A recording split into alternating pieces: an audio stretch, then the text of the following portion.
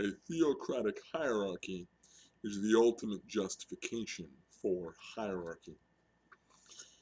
Specifically, that would be a hierarchy whose rules and culture and selection of leaders flows directly from what the Word of God says. Now, ideally, every gathering of Christians would be a theocratic hierarchy, but they are sadly mixed frequently with elements of self-justifying hierarchies. The difference between a self-justifying hierarchy and any other is that you can say, hey, why do we do this? And get an answer other than because it's always been this way or because I said so. As far as the earth is concerned, you could say that the government that existed in Canaan may be the closest, or even the government that existed in the wilderness between Egypt and Canaan could be the closest humans have come to an earthly theocratic hierarchy. The Vatican is attempting to be one, and they're considered very avant-garde compared to other kinds of governments of our time. So it's a difficult thing to do to pull off a successful theocratic hierarchy in this world. But you would begin at God is the head. God is the one who has the highest authority.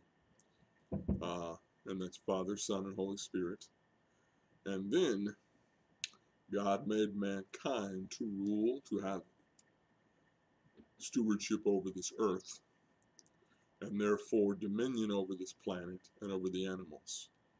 To treat them well, but not treat them as our equal. The Bible, I believe, espouses a complementarian viewpoint regarding gender relations, and specifically male leadership as a way to represent Christ as the groom, and female following as a way to represent the bride, the church. In many hierarchies, many cultures, the values come from the culture itself. They're human-generated things about what is most important to that company, or that subculture, or that bowling league, or that school. But God defines leadership in terms of character that God honors in the 3rd chapter of Timothy, where it talks about qualifications of elders and those of deacons. Elders being those who should be leading churches. You should not have a person in leadership of a church, although people call them different things than elders quite a bit. Should not have a person in leadership of the church that cannot at any point be compared to that list of qualifications. A person who is not qualified should be asked to step down if their life was formerly qualified and now is not.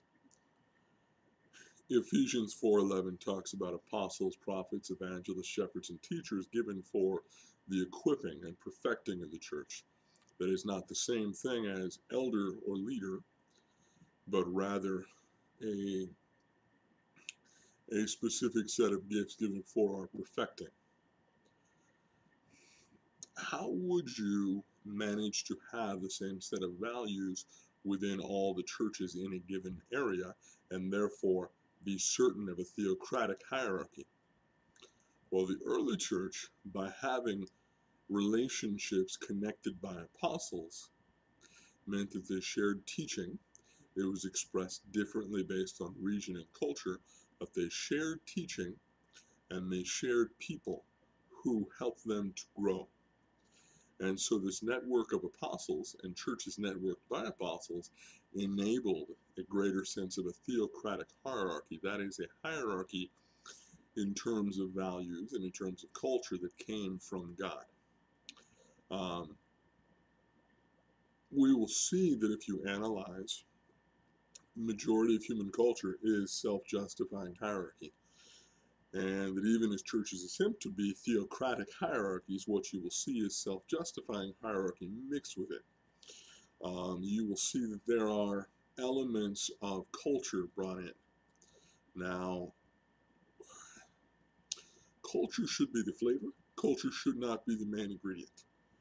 Um, so that, as I mentioned, as Paul was visiting churches throughout Greece and Asia Minor, they would have different cultural flavor, but the same core set of beliefs. The independence of the majority of churches from each other creates a virtual impossibility of an assurance that all the churches in a given area could be said to have a theocratic hierarchy and even be able to share the same theology. Elements that creep in from society that damage a church's ability to be a theocratic hierarchy include, but are not limited to, democracy. That is, we see that when Moses is confronted in the wilderness by those that say Moses is taking too much leadership, too much authority, um, Moses puts himself in the ground, and God causes the earth to swallow those people up, because they are defying, in these terminologies, a theocratic hierarchy. God has placed someone who God says is qualified, because God said, and I don't mean to do and I told you so, but these are values coming from God. He's the only one who can say, because I said so. No human being has the authority to say, because I said so, in my opinion. So, when you have someone complaining in the church about lack of fairness, about lack of representation, about lack of certain political elements, it is often being tolerated because of the childishness of the people that are speaking. It should not be taken as, wow, here's an opportunity to grow. Ways that democracy would seek to undo the theocratic hierarchy that God would like to have in his church. The worship of money, that is, if we place financial things ahead of spiritual things, or give credence to the input of someone who obviously has more money and you'd like to get them to give more money, that is a way to undo and resist the theocratic hierarchy that God intends. This theocratic hierarchy should not only define the interactions of the church, should define the interactions of churches, should define the actions within families, and ideally all believers interacting with each other. If I have blessed, encouraged you in any way or fashion, equipped you at all, please like and subscribe. Thank you and have a wonderful day.